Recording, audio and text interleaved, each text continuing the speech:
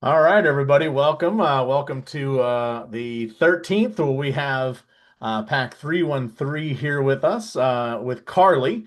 Carly Vandenberg is going to be teaching us Hello. all the really awesome, exciting stuff that she did to become not only the number one selling unit in the district, but like we like to say, the number one selling in the entire world.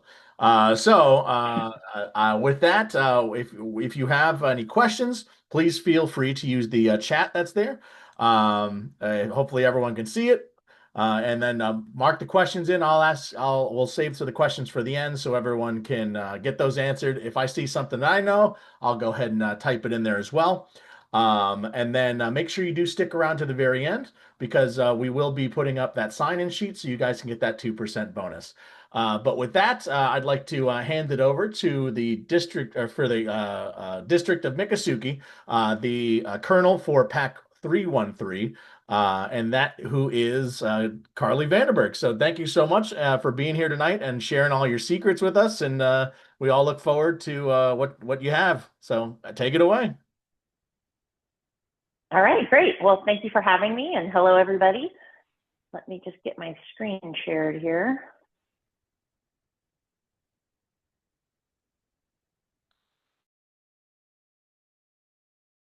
Kyle, are you able to see that? Yep, I can definitely see it. Make sure everyone else can see it as well. Hopefully everyone can. Okay, good. All right, well, then I'll get rolling. Um, yeah, my name is Carly Vandenberg, and I am the popcorn colonel for Pack 313.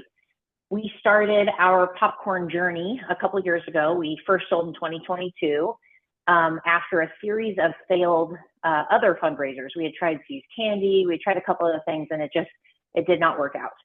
So we decided in 2022 to give it a shot and try Trails End, and it worked great for us. Our first year we did 97,000. We then wanted to keep that streak up. So the following year we did 191. Last year is when we decided that we wanted to be number one in the country, and we got to 313,000 for our namesake of Pack 313. So we've had a pretty successful run of this fundraiser, and we've had a really good time doing it. So when Kyle asked if I wanted to participate in, he calls it a master class. I'll just tell you, I'll share some tips or things that we do in hopes that maybe other people out there who want to participate or who want to do the fundraiser, hopefully this helps them. I'm also absolutely willing to, like, you can ask your questions at the end of this, but if you want to talk to me one-on-one or get any more information, or you need some guidance, or you're on the fence about whether or not to do the fundraiser, you can always reach out to Kyle and he can connect you with me, and I'm happy to answer questions. So we'll dive into my presentation here. I did just tell you the stats that we've done for the last couple of years. And this fundraiser has given us so much, honestly. It has let us run the most amazing program. We're up to about 80 kids now. The program started, when I started as a den leader, we had, I think, 6 kids in the entire pack. Now we've got 80. And we also have a great crossover rate. We had 94% of all of our cubs for the last couple of years successfully cross over into the troop. So we're a feeder line into the troop. And so hopefully we'll have many, many Eagle Scouts one day, having started in our pack. So that's a little bit about us. Move on here. Okay, so I tried to distill my successful actions. Like, what have we done that worked, that was successful, and what could perhaps someone else learn or someone else do to help them be successful? So here they are. Okay, the biggest thing, and I wanted to put this first because a lot of the things that I'm going to talk to you about in here, they all stem from parent buy-in. Parent buy-in, parent participation, whatever word you want to use, getting the parents in agreement with what you're doing and participating and wanting to be part of it is, I think, the very first thing that anyone should put their focus on, whether it be building a pack or doing a fundraiser. But with a fundraiser, your parents have to drive the kids to it. Your parents have to show up. Kids, Cub Scouts don't take themselves to a storefront. Parents have to. So you should put a lot of focus on getting parent buy-in. I know that's probably easier said than done, so I thought I'd share a little bit about how we do it. So the first thing we do is we explain why we do the fundraiser.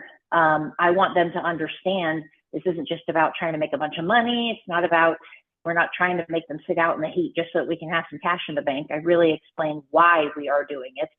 I show them the actual benefits that are going to be gained by not only them, but the entire pack and kids in general scouting throughout the Tampa Bay area. We really want them to understand the benefits from those earned funds. I want to make sure that the rewards are also interesting and that the parents want them. One thing that I found when we first started this is we had a lot of like fun little things for the kids to earn, squirt guns and toys and things like that. I realized that parents can buy their kids whatever they want. Parents can buy a squirt gun. Parents can buy even a trip to a theme park. But what they can't buy is this group dynamic, this group that is going to go do something amazing. And an adventure or an activity that is done by the whole pack is something that's priceless. It's irreplaceable.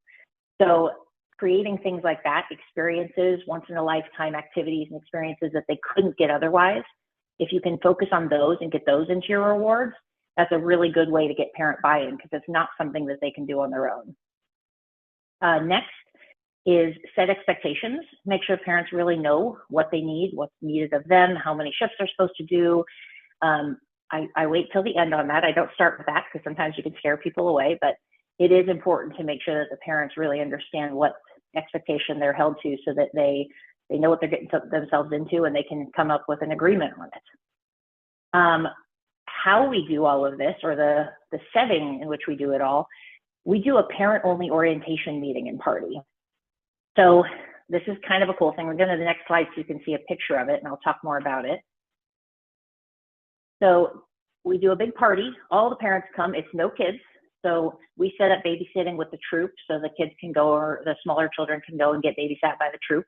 And then all the parents come over and we make it a really fun Friday night. We've got yummy food, yummy drinks. It's kind of a meet and greet time. All the parents can get to know each other. We then do a good presentation on the whole year. We get into the calendar, all the cool things that we're going to do, the trips that we have lined up, the field trips we have lined up, information on the badges that we'll be working on. And then after we've done all of that, we segue straight into popcorn. So we put there a really exciting year, all of the benefits that they're going to get out of this. And then once they're really excited and they're really pumped about it, we then move on to this is how we're going to do it. And the way that we do that is popcorn. Any questions or anything you want to add into that so far, Kyle? Am I covering everything okay? No, yeah, everything's great. I think it's great that you do the parent meeting. I mean, it's really, I mean, you talked about it before. The buy-in is important, and you'll go over a little bit later on, why, yeah, the kids would be selling popcorn and stuff like that. But on plenty of times, if I heard, well, the parents, it's too hard to do that. Well, it shouldn't be for the parents. It's definitely for these kids. But at this point, you get a parent party going like that, and I'll tell you, yeah, you're really going to get this buy-in from everybody to start picking up the shifts, being out there and being active. So it's very appreciated. Yeah, just one point to note, at last year's end of parent meeting, we had over 65% of all of our storefront shifts already reserved. And we didn't even ask people. We told them about the popcorn. We told them how to sign up. And by the end of that night, I think we had, I don't know, several hundred slots already filled. So some of the questions that I have so All far, right. one of the questions I had, what type of Sure. major trip do you do at the end of the year? So I think you're about to talk about though, if I'm not mistaken, correct? Yes. So I'll run into all that. Perfect. Um, so let's talk about the reward. So I talked about our first thing that you want to do is get the parent buy-in. Part of the parent buy-in and part of the overall success of the fundraiser is the reward program. So we tackle this before the whole season starts, before we order popcorn or anything. We really dig in, my whole popcorn team, we kind of sit down and go, what do we want as the rewards? And one of the things we do is we try to tie it into the levels that would be achieved on the trails and gift cards, as well as the council rewards. The reason that I say that is use those extra reward tools to help create a system that has multiple tiers that can move a person up naturally so that they're never too far from their next tier. Because that's, as a popcorn kernel, that's your way of motivating people. If they're one shift away from their next thing, you can encourage them to do one more shift. If it's going to take them thousands of dollars and many shifts in order to get their next goal, they're not going to be motivated and they're not going to move up.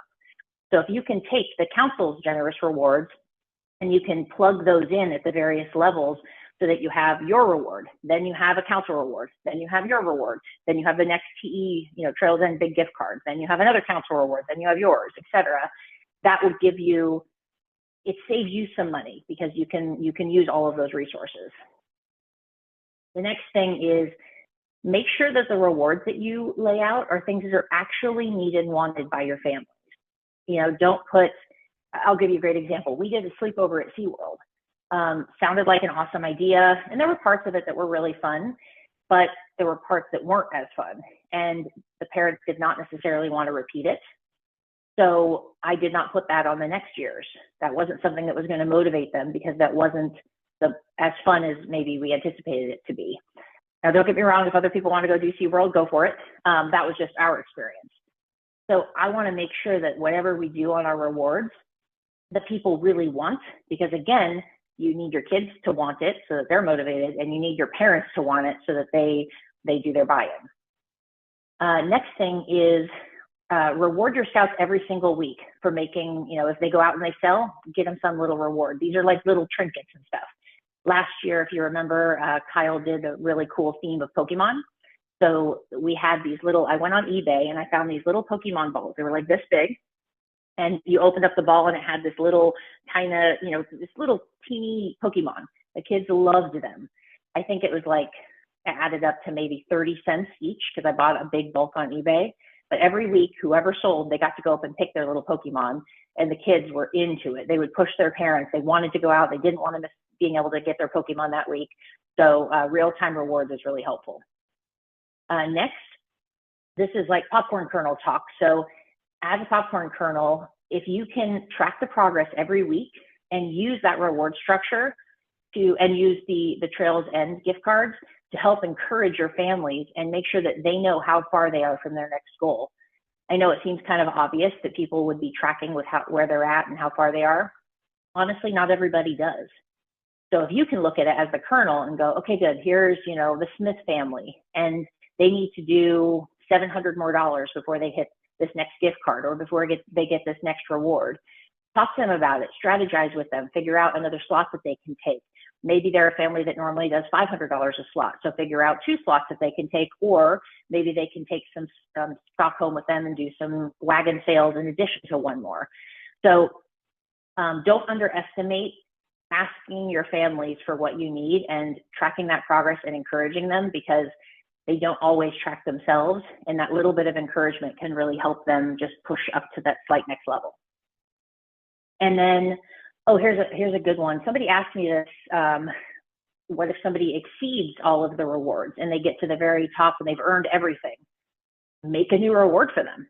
Like, this is supposed to be fun, and it's something that can be a game. And if they're making more money for your pack and they're willing to hustle and get out there and keep going, make a new reward. Add a new tier, do something to keep them engaged so that kid and that parent want to keep going. So, did I answer all the rewards questions, Kyle? yeah, I think so. I think one of the things that I would say too, obviously, if you don't know, this is this year we're doing Harry Potter. So if you guys have any ideas on some little gifts or things like that, I mean, there's plenty of stuff. If you are, I mean, even if you're a annual pass holder to Universal. They have a store that has like highly discounted stuff. You can just start raiding the store for their stuff and then just use that as little prizes. But you got Amazon, you got a whole bunch of different areas to find those little gifts, because I think that's a great idea, just to do some weekly basis, just to kind of push them to be like, hey guys, you get to pick from the goodie bag or whatever like that. If you guys grab, Yeah. I think that's a great opportunity to really keep the kids motivated and stuff like that, for sure. Yeah. And just hunt around for good deals. Last year it was easy. It was Pokemon, and we found that awesome deal on eBay. This year was Harry Potter. My popcorn team and I went and we were looking at what could we do that's Harry Potter, and a lot of the Harry Potter stuff was a little expensive. So what we did for this year, just so that everybody knows, we went on Amazon and we found a bunch of little goodies. They weren't necessarily Harry Potter, but we found some Harry Potter. There was Harry Potter pencils. There was these little notebooks. There was, oh, another thing that we did, which kind of ties into Harry Potter, is I don't know if anyone's seen those little, they're eggs, they're 3D printed eggs, and you open them and there's like a little dragon inside. That I think is going to be the hit That's of cool. the season. That's So great. we're doing a big weekend called Operation Popcorn, where we're trying to get every family to do at least 2 slots that weekend. We're going to try to do more that weekend than anyone has ever done on a weekend. And for the reward for that weekend, we're going to give them those little eggs of dragons, which kind of ties into the Harry Potter theme. So the two questions that I see, what split does the troop and the pack take? But if I'm not mistaken, this is strictly just the pack that does this, and the troop is separate, and they sell separate, correct? Yeah. So, well, my son sells under it because I don't run any other popcorn. So Right. he crossed over to the troop, but he still sells with me. Okay. But yeah, so there is no split. The pack just gets the money, and then we do all the rewards. So people benefit. We actually have some pretty big epic rewards. So a lot of the money goes towards that, and then it goes towards a bunch of other good things, which I actually have another slide, which I can get into some of the fun things that we were able to fund with all this. Great, great. I was gonna say, yeah, there's a couple other ones too. That one for the rewards points. I don't know if you talk about that, but how do you kind of split the rewards Mhm. points for the storefronts with the scouts at the storefronts with the scouts? Are you talking about like if they convert to credit, or what do you mean? The reward Um, points. we'll have to. Well, so we'll go back to that, Chris. If you could kind of elaborate on the Okay, question, and then the storefronts. I believe she talks about later on in the slide. So let's continue on, and then we'll answer some of the questions that come up. cool. All right, so if you see here, this was last year's example because I had a slide on it, so I thought this would be easier to show you guys. So as you see here, seated all throughout this whole structure here are the rewards given by the council. So the Pokemon themed patch was the first one that was council provided. And then we added our fishing expedition, and that was what people could earn if they did $500 in sales. Then you got the next tier up, which was, I wanted to point this out, is some families can work really, really hard and maybe they don't sell a lot. Maybe they're not really good at selling, but you know what? They're also, you know, they're getting out there, they're contributing, there's a number of bags sold and there's some donations given and such. So all of that does add up. Even if they're not a hot shop seller, they're still trying. So we do a participation reward. So we have what we call as our big bounce party. And we just rent a ton of awesome big bounce inflatables, and we have an afternoon party all together. There's food and everybody, the kids bounce their brains out, and it's a big party. So that's something that's not tied to dollar amount, so that even your kids, if they're not the best sellers, they still have something to strive for, and they still show up and they do their minimum 5 shifts. I think that that's an important thing to motivate, because not everybody feels that they're a great salesperson. So this is something you can give them. Next, you'll see on the next tier, again, that was a council reward, was the first thing. And then we add our reward, which was a Disney Fort Wilderness campout. And then next up, the council, in the Master Ball Club, the council provided 2 Busch Garden tickets once somebody sold, I think it was 3,000 or 3,500 last year. And then on top of that, we gave them 2 tickets to Universal. And then if they did 5,000, they got an extra 2 tickets. Now that was funded by the council. The council is the one that said, if you get 2 more, if you sell 5,000, you get 2 tickets. So we were able to create a bonus structure here, a reward structure that tied into their reward, and we could augment it with our money and still create an amazing experience. The other thing I wanted to point out here, if you see on the Luxury Ball Club, it was the council's tickets, and then they also got a night at a Universal hotel. Now that was something we took advantage of, a parent's connection to Universal Orlando Resort. There's a connection to that entity as somebody's client, and so we were able to use that to get discounted rooms.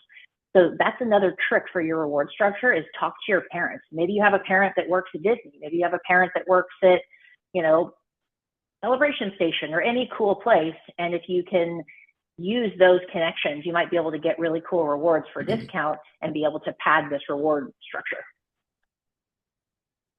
That's All right, great. let's move on. Okay, next thing we do, our next kind of successful thing, is we have a launch party that's awesome.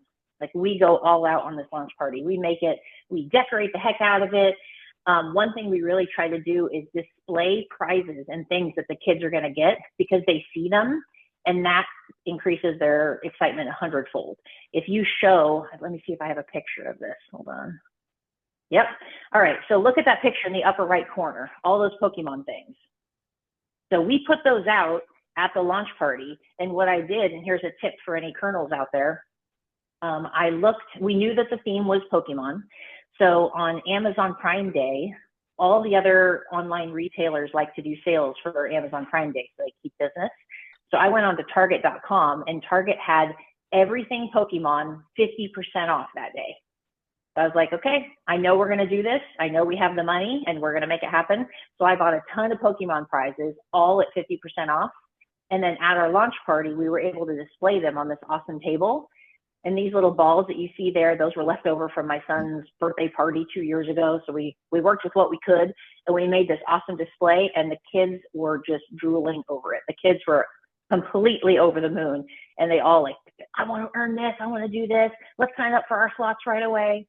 So if you can make a cool display or do something that's tangible that they can actually, we didn't let them touch it, but they could see it. It was real. That I think that'll take you a long way and really helps get the kids pumped. But as you can see here, we really try to make super fun, get everybody excited. All right, so those are our kind of successful things. Next, I was going to get into some like nitty gritty on our organize. Kyle, is there anything you want me to take up before I move on to the next section? No, I think that's good. There's a couple of questions, but I think you're going to answer them just in a little bit. So maybe Okay. we'll just if you guys keep typing those questions, we'll just wait till the end and I'll start going through them. I put a check mark of where we're at. So once we get to the end, we'll run all the questions then, I think. Okay, perfect. All right, so I know there's a lot written here. But I wanted to kind of share with you what I feel is really important to kind of organize yourself and prepare for success. So the first thing is we look at what are we trying to achieve. I think a lot of people go into a fundraiser just going, I want to earn a lot of money. I want to sell a lot. But unless you actually identify and you name out your exact goal and what you're trying to achieve, it's hard to achieve something. So the first thing is name it, lay it out, identify it. So what we did is we very specifically laid out what do we want to achieve with this fundraiser. And I'll give you these specific things that we did for last year. We wanted to be able to buy all supplies so that we could do every activity for every single badge or I guess adventure for every den. So if you look through that book, there's a lot of options in there. The bears have to make a birdhouse and something else. You have to buy those materials. There's one step, I forget which den it was, but there was an option to either go physically to a museum or to look at a museum online. We decided we wanted to take the kids and do a field trip to a real museum with their families and have the money to be able to fund that. So we wanted every single activity for every single den and all the supplies that we needed be able to be fully funded. So that was the most important first thing that we wanted. The next, we've never had a trailer actually for our pack. I know a lot of packs have these awesome trailers that are all built out inside with all their camp kitchen stuff. We never had one. So we decided it was time to buy one and deck it out and build out all the shelves and everything in it and buy all the camp kitchen supplies, the grills, the griddles, the pots, the pans, the tables, the canopies, everything that was needed so that we had a full camp kitchen set up. The next thing we did is we wanted to buy all the supplies that we needed to up our fundraising again. It takes a lot to send out as many tables as we do. We typically do, I would say, an average of about 20 storefronts per weekend. So we need tables, we need chairs, we need crates, we need tablecloths, we need photo boards, all that. So we wanted to up our game and be number one in the country, so we had to buy some more supplies for that. We wanted to fund 3 awesome campouts, and our average campout size is about 130 people between kids and parents and siblings. So we wanted to be able to fund that fully. We needed a Pinewood Derby track because our old one was, I don't know, it had been around forever. And so we wanted a new one that wasn't all rickety and falling apart. We wanted to do the Disney Fort Wilderness Campout, which had been a huge success the year before and all of our families loved. So we wanted to be able to fund that. And that was about 160 people went on that campout. So you can imagine that takes a little bit of funding. We wanted to fund a trip to Universal Orlando in alignment with the council's rewards. Because again, the parents all love that. The kids all love that. It's a great way to help people who can't normally afford going to that be able to experience Universal Orlando. We wanted to fund our fishing charter and take all our families out and teach all the kids how to fish. We wanted to do, there's a retirement home near us where we meet. And every year we go with the Weeblos or the Bears, the older kids, and we do a retirement home visit. And like for Valentine's Day, we give them gifts and we give them handmade cards and flowers. And for Christmas, we gave them all little Christmas gifts and just tried to kind of brighten their day. So that takes some money to be able to fund those things. We wanted to do a parent event to get the parents more involved, and I'll show you something on that soon.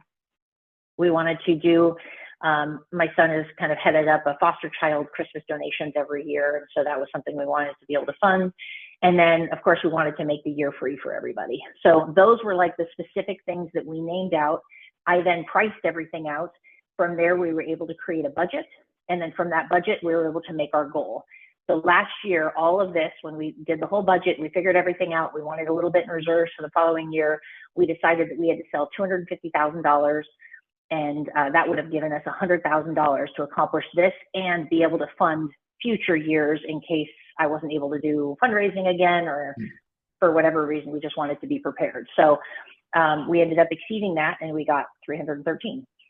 So this is great because when you when you're looking at this, um, this should be a mixture of both, what the kids want to do and what the adults kind of have, right? Because this is a long-term goal, and I mean, you may not be hitting all of these, but like some of these might be like, all right, well, in 3 years we want to hit something like this because not everyone is going to be out there selling, 250K. We understand that, but even if you Yeah, have yeah. some smaller goals and things like that, setting the goals so they can continue on and see something. So even having like a thermometer or something that they can tangibly see Yeah. how close you're getting to that goal, I think that's really important. But I think involving the families, involving the kids, is extremely important into this because this is going to get them excited to do this.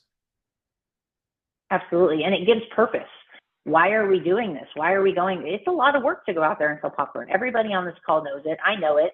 It's a lot of work. So there has to be a reason. There has to be a driving force or a purpose behind it. And if you can move yourself away from just the general sell a lot, make money, if you can actually identify for yourself what those goals are, that also really helps you with your buy-in from everyone involved. And it kind of unites everyone in a common purpose so that you can do well. I know it probably sounds silly and most people think, oh, everybody knows what we're going to get. But if you really define it and you make it known, it makes a big difference. All right. A little bit more on how I do that or how I do the next step. So now that I have a goal, so we set our goal last year for 250,000. So then came the fun part. How the heck do you sell $250,000 worth of popcorn? So I went and looked at historical information. I pulled like, who are all our scouts, who's still in the scouts, who hasn't crossed over yet, what's their average that they do at every storefront, how many storefronts would I need in order to make that goal, how many sales days do I have in that year, in the season, so I know how many storefronts I even need to pull off each weekend. And then once I do all that, I figure out what my quota is for every scout. So every scout has to do 5 slots, or we need to try to do 8 slots per scout, or whatever it is. So I'll give you a quick example for this year. So last year we sold $313,500. We did that in 526 sales shifts. So our average last year for our shifts was $596. If you take our new goal this year, which is $350,000, you divide that by the 596, you'll see that in order for us to achieve this goal this year, we have to pull off 587 sales shifts. That's a lot. So now that I've really named it out and I've identified it, I can work my way back. I can organize. I can talk to all our big sellers. I can assign out the correct number of shifts. I can also go out and I can arrange that number of shifts. That's another big part. So Trails End is amazing, and they provide so much support and help to us with the storefront program. But I need a lot more if I'm going to make that goal. So I work with Trails End to go, who do you not work with? Because we don't want to step on their toes or mess things up. They're working hard to get people confirmed, but they don't work with all stores. Maybe they work with Publix, but they don't work with Aldi, or they don't work with, random, Kohl's or random other stores. So, I mean, I have walked myself. I have personally walked into so many stores, I can't even tell you. But the reason that you have to kind of lay all this out is so you have an exact goal in mind. And you go, I need to get 580 shifts. So what am I going to do to get there? The other thing you can do is go, okay, 587, maybe I don't have enough scouts for that, but let me figure out how to increase my cost per, or my profit per shift. And maybe we do some extra drilling and we do what we can to increase that 596 per shift up to, say, 650. And that slashes a whole bunch of shifts off my required list. So I know this is all kind of geeky, but I think that if you put a little bit of number crunching and a little bit of like business minded organization, it goes a long way to help you figure out how to get your goal. All right, so next, here we're getting into team building. So I am super lucky to have an amazing popcorn team, and they came through parent buy-in. So for the first 2 years, myself and the other leader basically stayed up until the wee hours of every single night in my garage, sweating our guts out, organizing things and figuring it out. And it was a lot of work. And one of the other parents was like, why do you not have a team? And I was like, well, I've got to build a team, I guess. It hadn't occurred to me. I just figured that I was supposed to shoulder all this. Well, what we did is on our parent meeting, we focused on getting parents to realize the effort that was going into this, and then figuring out exactly the roles that I needed. So I realized that storefront booking, the storefront scheduling with the families, all the parent coordination of handling their questions every week, reconfirming them for their slots, that all took a bunch of time. The weekly storefront supply and prep, that takes a lot of time. Inventory and supply management, reporting and performance analysis, that's something I do. And then scout and parent training, which is another thing that I do. But these were the hacks that I had identified. And by naming those out at our parent meeting, we were able to essentially recruit people to take these roles. So we got people willing to, they saw the purpose, they saw what we were going to buy, they saw all the cool stuff that we were going to do. And then at the end, it was like, I need help. We need more shoulders to the wheel and more people to help us out. And through that, this amazing group of women formed, and we got our popcorn team. And now we have 6 people. It's awesome. Everybody has their role. Things run so much more smoothly. And that is the only reason last year we were able to make that #1 in the country and break the world record, is because I had a team. So if you are all by yourself as a popcorn kernel, power to you, I did it. But if you really work on parent buy-in and you figure out a way to get your parents more, really understanding this purpose, you can start to build your team, and then you don't have to be by yourself anymore. All right. Okay, so this just real quick to tell you what, if you look at this picture in the bottom right-hand corner, all those stacks of crates. So we try to make it pretty at the table. We don't just lay the popcorn out on the tables. We create little stacks of crates and we fill the popcorn in them. And what our prep team does is every night before people come and pick up their supplies, we create those stacks for them so that they have 4 crates, they have a tablecloth, they have a banner, they have a fanny pack, a donation jar, the little clips that connect the banner to the tablecloth, everything they could possibly need so that they don't forget something. Our first year doing this fundraiser was a little Wild West. It was crazy. I was finding myself driving to 5 storefronts a day, restocking their popcorn because they didn't bring enough, or they forgot the card reader, or they forgot the clips to connect the banner to the tablecloth, all kinds of stuff. So by putting in this organization and having everything prepared, the parents can arrive to the garage, they can pick up exactly what they're meant to take, they can go to the storefront for the day, and then the subsequent families and the subsequent shifts that day have everything they need, and everyone can sell at peak performance. That's great. All right. Okay, so here, this is the thing, other than parent buy-in. Parent buy-in is, of course, most important, but this is like my favorite part of this. My favorite part of the entire fundraiser, and what I feel to be one of the things that help us do so well. So I know everybody has scripts, and that's great. Having a script so that the scout can follow gives them some guidance, and that's a great thing to do. But we focus on teaching our kids to really communicate, communication skills and manners. Because after this fundraiser is done, after we're all grown up, the kids are grown up, everything, this is something that they are going to walk away with and they're going to have grown from. And communication skills is going to help them every single day for the rest of their lives. And I love that I can run a program that gives them that skill and gives them a chance to practice it. So we really focus on that versus a script. And I'll kind of walk through it a little bit with you, because some of these components of proper communication get lost. And I think that that's where you sometimes have failures in getting your message across to people. So the first one is you want to get the person's attention before talking. One way that we do that is the scout goes up and says, good morning or good afternoon, and they approach the person. They want to get their attention, because I have seen so many kids sit at a table and just kind of bellow at people, or they speak at them instead of to them, and they don't have their attention, so their request kind of falls on deaf ears. It doesn't get to the person that they're trying to talk to. So we teach the kids, let's get the person's attention and talk to them. Those are manners, and those are just basic skills. Make sure that they're heard by the person. Don't whisper, don't be shy, like actually be heard by the person. Project your voice so that it can be heard.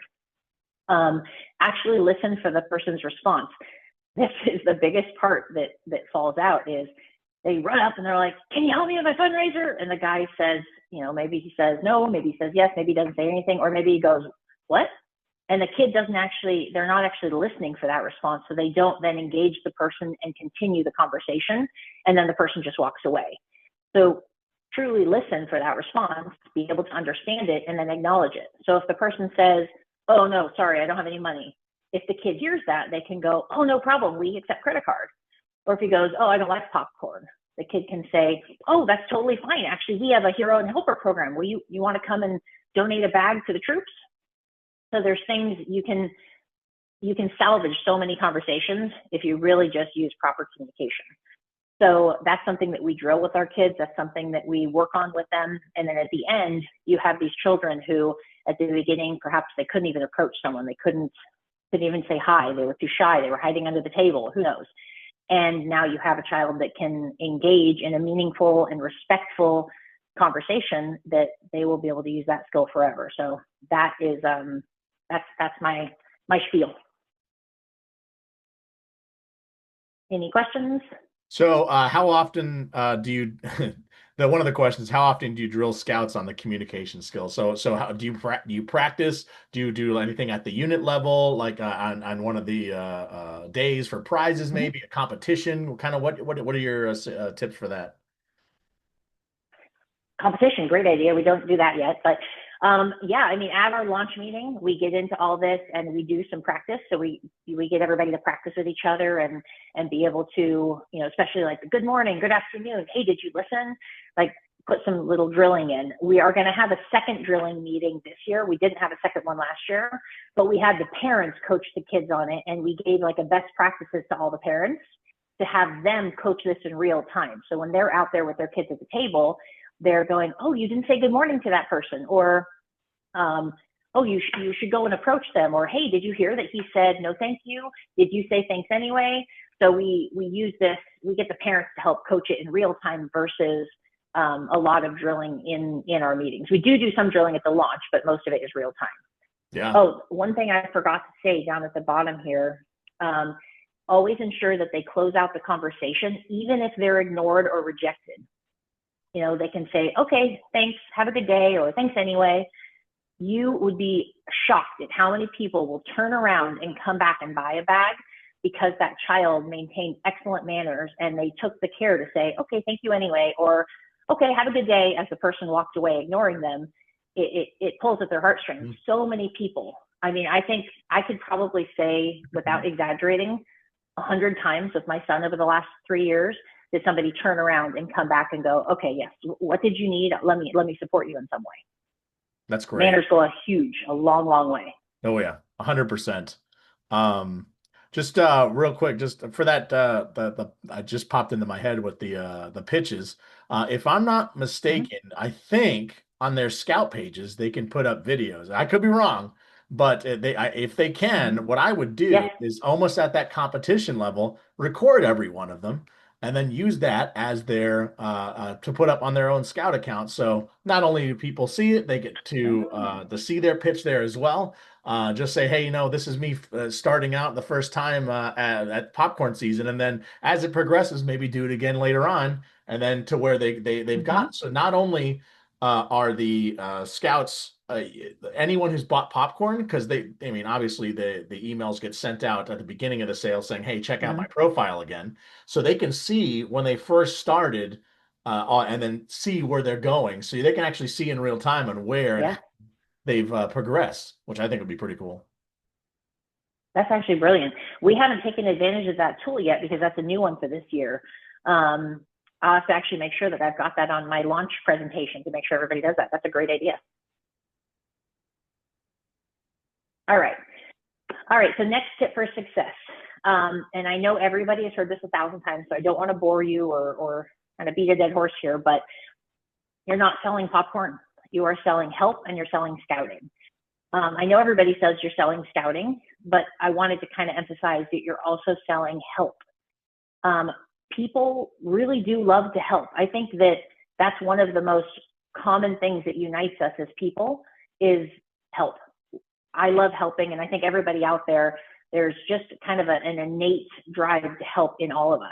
And so if you give people an opportunity to help, it's a gift in itself, and this is a way that you can do that. So if you can find a way to get that message across, and never ever, of course, ask the person to buy popcorn. I know, again, that's the part that's been said 1,000 times, but the child can walk up and say, can you help me with my fundraiser? Or something that is along the line of helping, and people want to help. They don't want to buy $20 bag of popcorn, but they definitely want to help. So push the help thing, not the popcorn thing. Another thing that really helps us is pictures. So we print out some really cool pictures. I wish I had an example with me. I didn't put this here, but we make cool photo collages of our kids doing all kinds of fun activities. And we have those at the table because people love to see these kids, and it gives them a visual, like an actual tangible thing of what their money is going to. And I feel like that helps prompt them to want to give more money. Next big thing is make it fun. Like, make this a game. Make it fun, make it silly, make it exciting. And at the table itself, you can do that. And of course, I'm sure many parents are motivating their children, but one tip, if you're not doing it already, is extend that game to your customers. So one thing, my son always does when he gets out there is, once he's getting close to his first goal of the day, he'll jump out and he'll be like, hi, I'm only 4 bags away from my next goal, or I'm only 2 bags away from my next goal. Will you help me? Just 1 bag is going to help me so much. Or he does some version of that pitch. And people are like, oh, you're only 3 bags away? Yeah, I want to help you.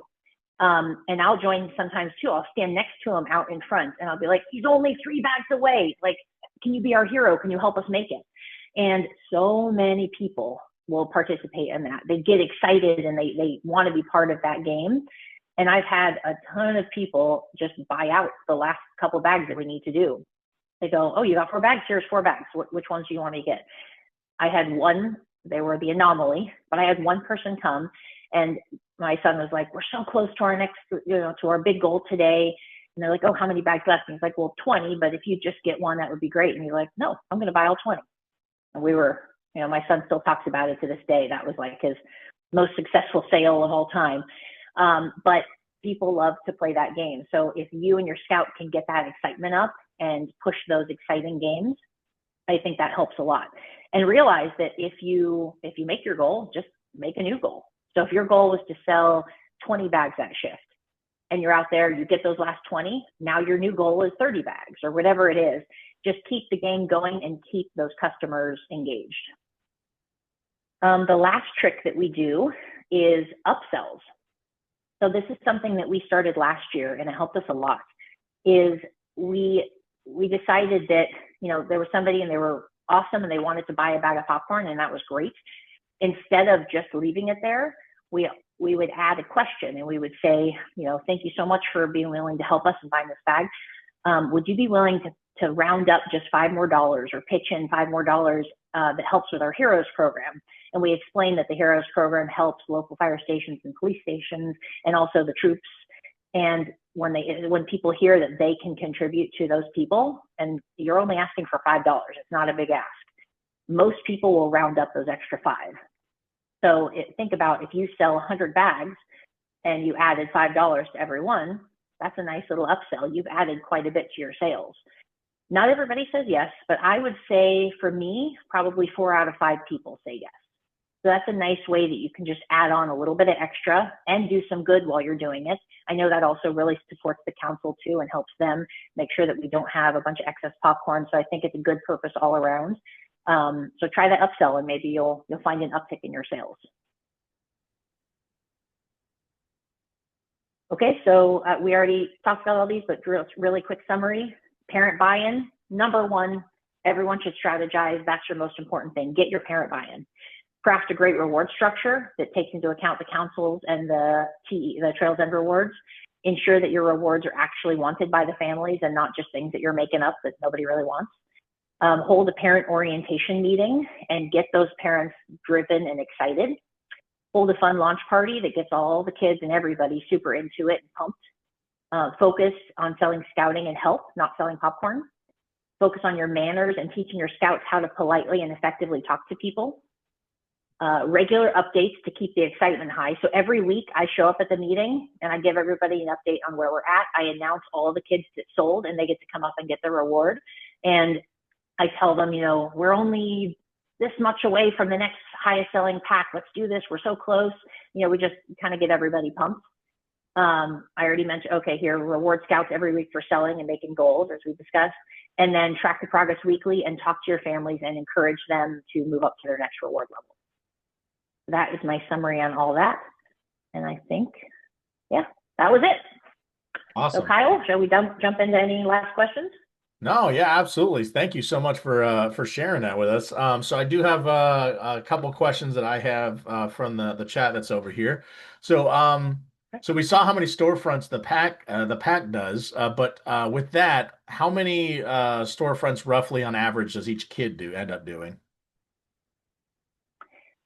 So our base requirement is 5.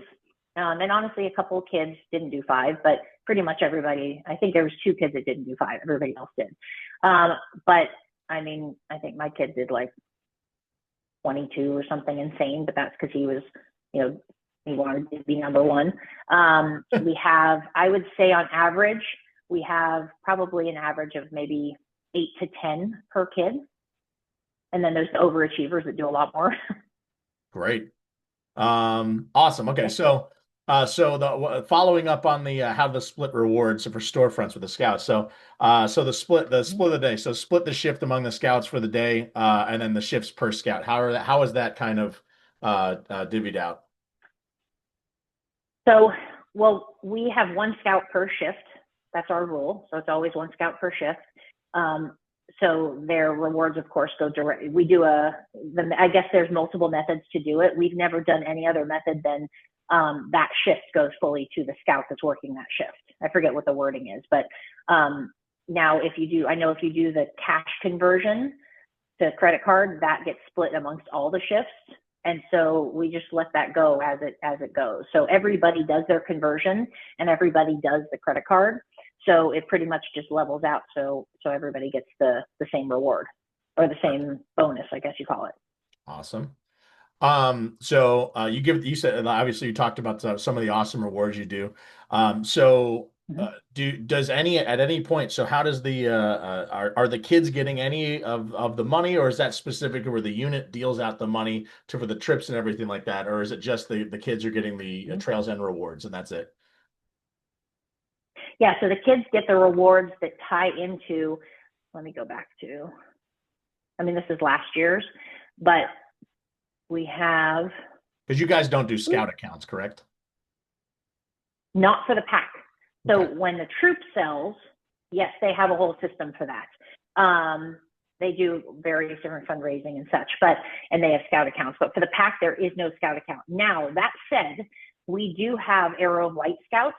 When they sell, they can take advantage of these rewards that are here because they're still part of the pack, or they can decide to put that money into their scout account and that can transfer over to them as scouts.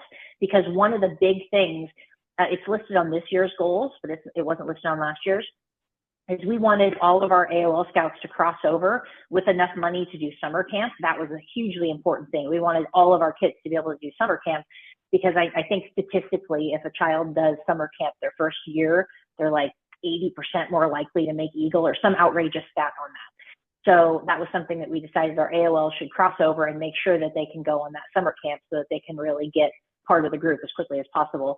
And then if they do really well, they can also, the troop does monthly camping. So they can build up a little bit in their reservoir to be able to do the monthly camping as well. But that's only for AOL scouts. So like a Tiger Scout is not starting to accumulate a scout account. Does that make sense? Absolutely. So what they're funding, that money is going to all the stuff that you see here on here. So yes, there's some goodies like a Pokemon figurine and Pokemon cards. And so they're getting things, but they're also getting all of the activities like the camp out at Disney Fort Wilderness for the whole family, or the chartered fishing trip for the whole family, the universal island for the whole family, etc. Awesome. So as far as the heroes and helpers, the question is like how much usually like maybe per shift do you kind of get for that as far as when it comes in? So what's kind of a rough like maybe percentage wise? I think last year we did, I want to say it was like maybe 40 grand in heroes and helpers, 40, something like that. Yeah. So, so if you took, and my calculator's not working, so I can't answer that question. But I would say, it's a decent chunk. And that was we rolled that program out, I would say halfway through the year last year, because I tried it once and I was like, hey, this works. And then we told everybody else to try and it kind of gained momentum. Not everyone even did it, didn't have a chance to really take hold.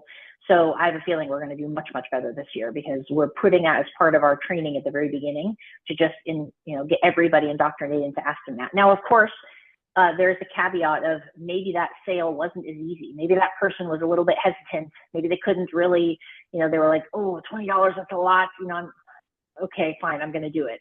I'm not going to ask that person to do another $5. Like part of, I'm talking about all this focus on having well-mannered conversations. And part of that is having empathy for the person across from you and knowing what the circumstances. So every person I don't ask that to, but a vast majority I do, because most people that buy, they're very excited to help. They want to help that child. And when you have that engagement and the person is kind of upbeat on it, that's the type of person that you ask for the upsell and you add that extra $5. Absolutely. So I know that a lot of this info is more or less for the packs. There probably is some troop info as well. But do you have any kind of any tips or anything maybe on a troop level that are a little different? Not we don't have to go too much into it. Maybe just a couple that you know of that they do that just slightly different. Yeah, I mean, like we have a girl troop and a boy troop. So this next Monday, I'm going to go to their meetings and I'm going to kind of go over all the benefits of the program. I'm going to go over all the success that's been had and help them understand how maybe they could do more of popcorn as well. Because I think there's been this kind of misconception that older kids can't do well at this. And I think that that's absolute poppycock. I don't know, or whatever word you want to use. I think that, I mean, what's that kid, JJ, the one that did the most last year? Yeah. I mean, he's what, 16 or something? Yep. And he does not look like a young child. No. It's tenacity, it's persistence, it's hard work. And I met JJ, and he has an excellent communication skills. Like that kid just looks you in the eye and he has a conversation. And I think that's probably one of his big driving forces of why he does so well. Plus he is tenacious as heck. I mean, I think he goes out and sells literally every single day. So the bigger kids can absolutely do it. It is not just a little kid game. Yeah, the little kid has an advantage of being able to go up and be really cute and say something cute. But honestly, the older kid has an even better advantage, whereas they can have that conversation. They can have those manners. They can project themselves better. They can hold themselves to a more professional standard that's very impressive to people. And I think that, so the little kids have the cute advantage, the older kids have the experience and the conversational advantage. So I absolutely encourage the older kids to go at it just as hard. Plus, Absolutely. they can do longer shifts. They can do more selling. A little guy, it's hard to go out there for hours. An older kid, like my son, does 6 hours straight. He does two shifts back to back every time he goes out selling. He could not have done that at 7 years old.